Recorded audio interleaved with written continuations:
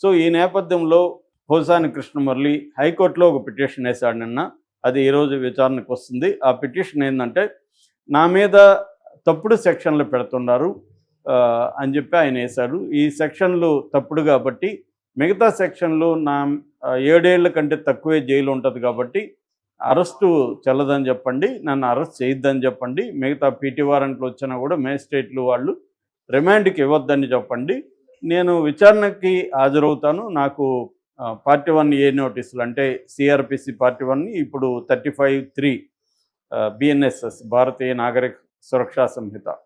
So దాని కింద ఆ సెక్షన్ కింద నాకు నోటీసులు ఇస్తే నేను విచారణకు హాజరవుతాను అనేది ఆయన అడిగాడు. ఆయన అడగడంలో న్యాయం ఉంది ఖచ్చితంగా. ఎందుకంటే తప్పుడు సెక్షన్లు ఇతను నేరం చేశాడు అనే దానికి ఒక ఆధారం ఉండొచ్చు. కానీ ఏ నేరం చేశాడో ఆ సెక్షన్లు పెట్టకుండా బెయిల్ రాకుండా ఉండాలని నాన్ బెయిలబుల్ అండ్ కాగ్నిజెంట్ ఏవైతే ఉన్నాయో నేరాలు దాంట్లో పెట్టేయడం అనేది ఈ ప్రభుత్వం ఎన్నుకుంటున్న ఒక ప్లాన్. సో ఇది అన్ని ప్రభుత్వాలు చేస్తాయి. ఇప్పుడు ఈ ప్రభుత్వం పెద్ద ఎత్తున ఆర్గనైజ్డ్గా చేస్తుంది. దీన్ని ఎదుర్కోవడంలో జగన్ కూడా ఫెయిల్ అవుతున్నాడు. పోసానికి కానీ ఇటు వంశీకి కానీ వీళ్ళకి సరైన లీగల్ హెల్ప్ చేయడంలో జగన్ ఫెయిల్ అవుతున్నట్టు కనబడుతుంది. అది జగన్కి సంబంధించిన సింపథైజర్స్లో కూడా ఈ అసంతృప్తి అయితే పెద్ద ఎత్తున కనబడుతుంది. అంటే పోల్చి చూస్తారు కదా, చంద్రబాబుకేమో ఈ వ్యవస్థల మీద పట్టు, ముఖ్యంగా న్యాయ వ్యవస్థ మీద ఆయనకున్న పట్టు దేశంలోనే ఎవరికీ ఉండదు. సో అతను అందుకని ఎవరు తమ వాళ్ళని అరెస్ట్ చేసినప్పుడు కూడా ఆగమేఘాల మీద సుప్రీంకోర్టు వరకు కదుపుగలడు, అతను విడిపించుకోగలడు. లేదు వరస్ట్ అంటే ప్రైవేట్ హాస్పిటల్లో పెట్టించుకోగలడు. కానీ జగన్ అవేవి చేయలేకపోతున్నాడు. 66 ఏళ్ళు పోసానికి, ఆల్రెడీ ఆయనకి హార్ట్ సర్జరీ అయింది. అయినా కూడా అతన్ని తిప్పుతున్నారు, గవర్నమెంట్ హాస్పిటల్కి తీసుకెళ్తున్నారు, ప్రైవేట్ హాస్పిటల్లో వైద్యం లేదు. సో పైగా అతను నాటకాలు ఆడుతున్నారు అని చెప్తున్నారు. ఇన్ని చేస్తున్న పోసానికి పేరుకి 20 మంది లాయర్లు అటెండ్ అయ్యారు. కానీ వాళ్ళెవరు కూడా ప్రామినెంట్ గట్టిగా కోర్టుని ఇన్ఫ్లుయెన్స్ చేయగలిగిన లాయర్లు కాదు. కోర్టులలో కూడా ఏమవుతుందంటే పెద్ద స్థాయి లాయర్లు ఉన్నప్పుడు అట్మాస్ఫియర్ మారిపోతుంది జనరల్గా.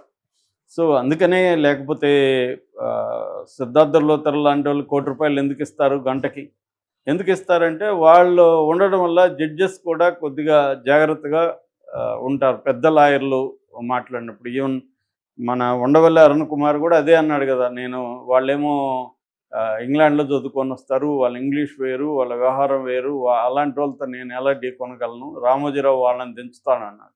రామోజీ అయినా చంద్రబాబు అయినా జగన్ అయినా తమ కేసులకు వచ్చేసరికి పెద్ద లాయర్లను దించుతారు.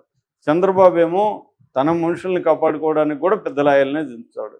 కానీ జగన్ విషయానికి వస్తే మళ్ళీ ఆ పొనవలు ఆయన చూస్తే ఈయన అడ్వకేట్ అని అనిపిస్తుంది మనకి, అలాగా మాట్లాడుతుంటాడు ఆయన.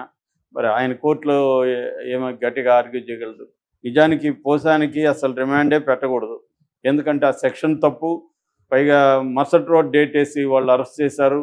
మంచి పాయింట్లు ఉన్నాయి. ఇక్కడ ఇప్పుడు అల్లు అర్జున్ విషయంలో ఇక్కడ మనం చూసాం కదా, ఎలా వాదించాడు నిరంజన్ రెడ్డి. అలాగా గట్టిగా చెప్పగలిగే ఒక స్టేచర్ ఉన్న అడ్వకేట్లు కానీ ఉంటే పోసానికి రిమాండే వచ్చేది కాదనేది ఎక్కువగా లీగల్ నిపుణులు చెప్తున్నమాట. కానీ అవి లేకపోవడం వల్ల జడ్జి గారు 111 సెక్షన్ పెట్టడం తప్పని ఒప్పుకున్నప్పటికీ కోర్టులో మ్యాజిస్ట్రేటు మళ్ళీ రిమాండ్కి పెట్టేశాడు. ఎందుకంటే రిమాండ్కి పెట్టకూడదని ఏమి లేదు, 7 years లోపల ఉన్నా కూడా రిమాండ్కి పెట్టకూడదని ఏమి లేదు. మన దేశంలో చట్టాలన్నీ ఎలా ఉంటాయంటే వాటిని ఇంటర్ప్రెట్ చేయడానికి అనుకూలంగా ఉంటాయి. ఏ జడ్జిలు వాళ్ళ పర్సనాలిటీని బట్టి వాళ్ళు ఇంటర్ప్రెట్ చేసేస్తారు. ఇది తప్పని మళ్ళీ నిరూపించాలంటే సుప్రీంకోర్టు వరకు నువ్వు బ్యాటిల్ చేసుకుంటూ పోవాలి. ఈ బ్యాటిల్ చేసుకుంటూ పోవడానికి కొన్ని కాలం గడిచిపోతుంది. ఇది మన దేశంలో ఉండే లీగల్ క్రిమినల్ జస్టిస్ సిస్టమ్ యొక్క పరిస్థితి. అందువల్ల పోసానికి హైకోర్టు ఏం చెప్తుందో, ఎందుకంటే మొన్న హైకోర్టు వ్యాఖ్యలు పోసానికి కొంత ఊరట కలిగించే విధంగా ఉన్నాయి కాబట్టి నాకు తెలిసి పోసానికి కొంత రిలీఫ్ వచ్చే అవకాశం అయితే ఉంది. కానీ బ్లాంకెట్గా ఏ కేసులు పెట్టద్దండి, అన్ని కేసుల్లో ఈయనకి రిమాండ్ ఇవ్వద్దని కోర్టు చెప్పలేదు. ఈయన ఏవడిగాడో అవే చెప్తుంటాయి, మళ్ళీ వేసుకోవాలి, మళ్ళీ వాళ్ళు ఇంకో సెక్షన్లు పెడతారు.